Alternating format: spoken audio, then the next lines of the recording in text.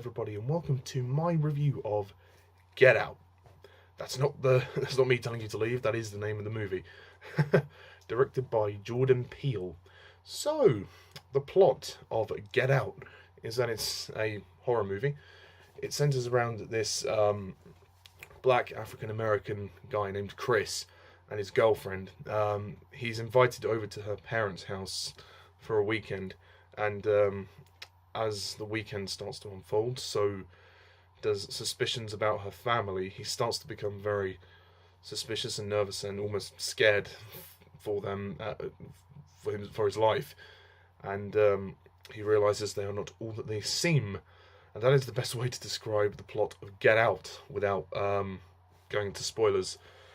So, Get Out. This is a movie that I was recommended to watch by my college tutor, and holy shit, guys, this is a great, great film. You know, after sitting through the tortures of Power Rangers and The Boss Baby, it's really nice to have something like this. This is easily tied with Logan as like my favourite movie of the year so far. This is a masterpiece. It is so good. Get Out is amazing. It's quite simply amazing. I don't want to give too much away. I just want you guys to go and see it. But I can give you brief thoughts on it. I'm not really a horror fan. I don't mind some horror movies, but I'm not the biggest horror champion. I'm going to admit that. So going into this, I was obviously very skeptical, but this is a truly magnificent film. I mean, the story is just great. I mean, there's more to the plot than what I explained, but if I were to say any more, I'd be giving stuff away. But the twists and turns in regards to the plot are absolutely fantastic. I mean, the big reveal scene is just utterly brilliant. What also surprised me about this movie is the fact that that it's a horror movie. You have such rich characters. You have such great character development. I'm going to scroll through my list. So we have Daniel Kaluuya. Daniel Kaluuya. I hope I pronounced that correctly. As Chris Washington. He's our protagonist. And I wasn't too keen on him at first, but as the film started to get better, he started to get better. I really warmed to him. He was fantastic.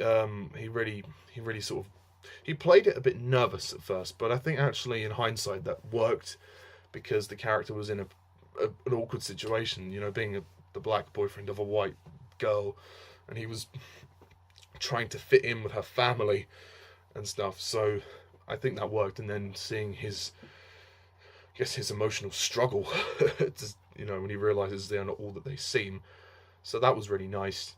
I liked Allison Williams as Rose Armitage.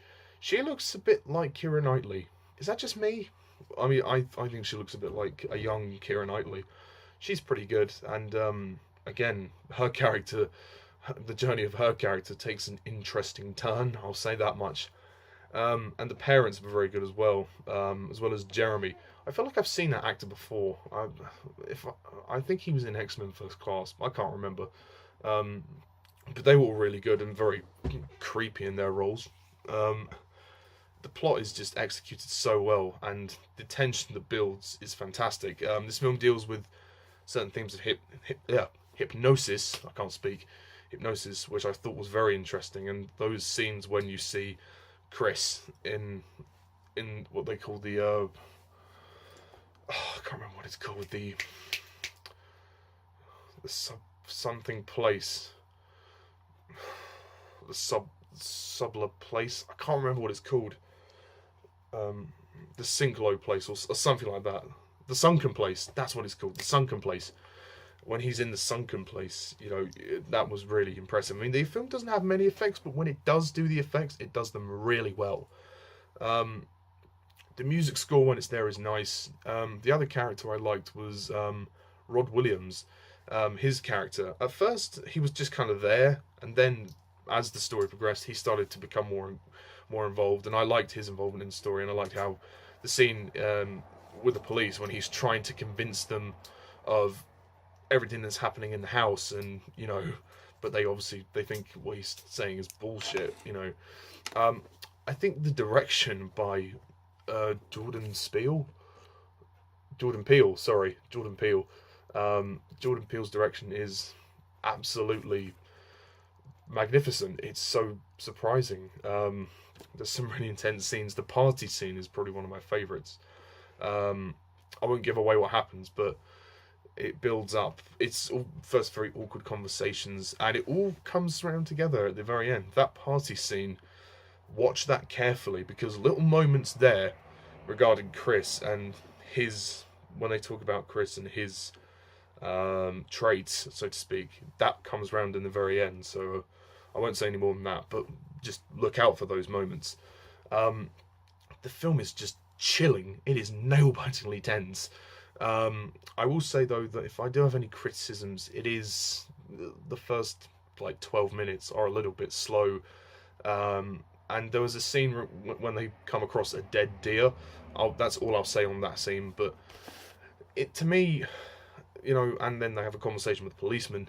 To me, that scene didn't add anything to the story. It was just there for no reason. I mean, if anybody can explain a reason as to why that was there, I'd be grateful, because I can't think of any reason why that was in the film. It just seemed so unnecessary, out and out of place. It felt like a deleted scene that was thrown back into the last minute.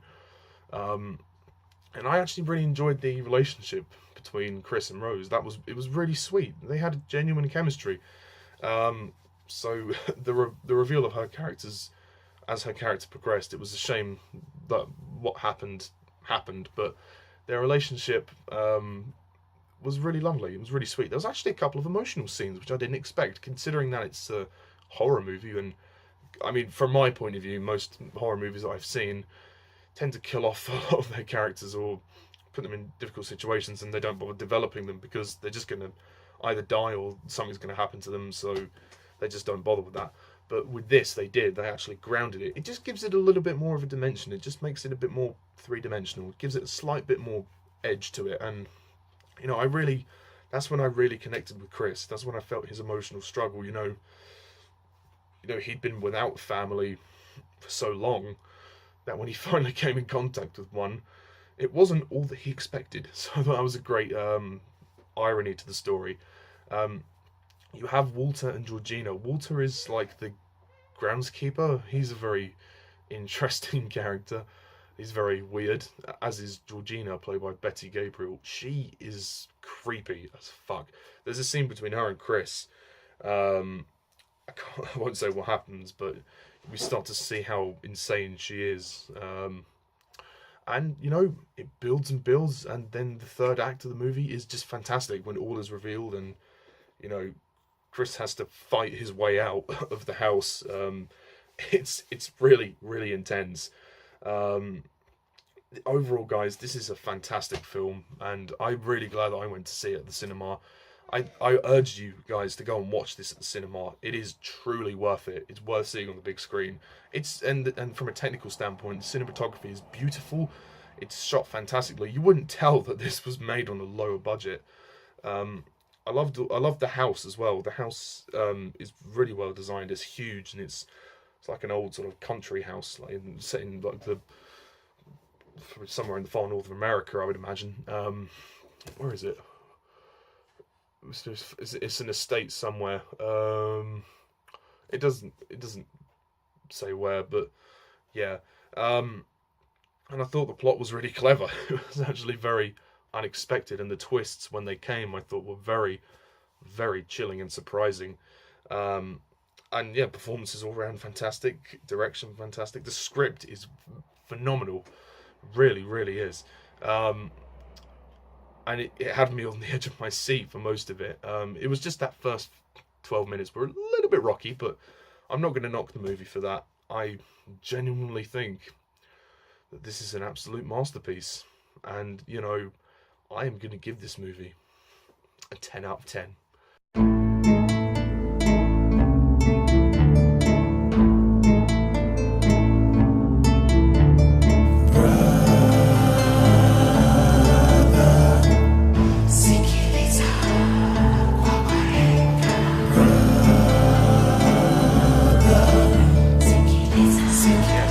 is joint with Logan as my favourite movie of the year so far. I do really love Logan.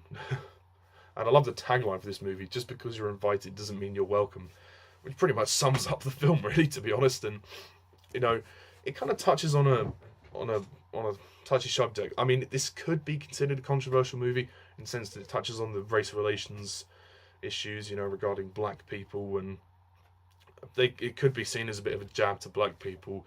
But I mean, to me, this is a work of fiction. It's not real. It's a film. So I just embrace it as a work of fiction. I don't seek the controversies with it. I can understand why people may get offended, but I'm just enjoying the entertainment for what it is. So, yeah, go and see this movie. Please go and see this movie. And cinematography is beautiful. It's shot really, really well. I mean, I definitely look up to this, you know. So, and I'm so glad that my tutor recommended me for this. I'm going to have an interesting conversation with her tomorrow. At the time I'm recording this, I have college tomorrow, so I will be having a nice discussion with my tutor about this. So, that's my review of Get Out. So, what do you think? Have you seen the movie? Do you agree? Do you disagree? Put your comments down below. Let me know. I'm also going to be putting up a review for Ghost in the Shell. So, stay tuned for that also. And thank you all for watching. And as always, I'm Mr. John11. See ya.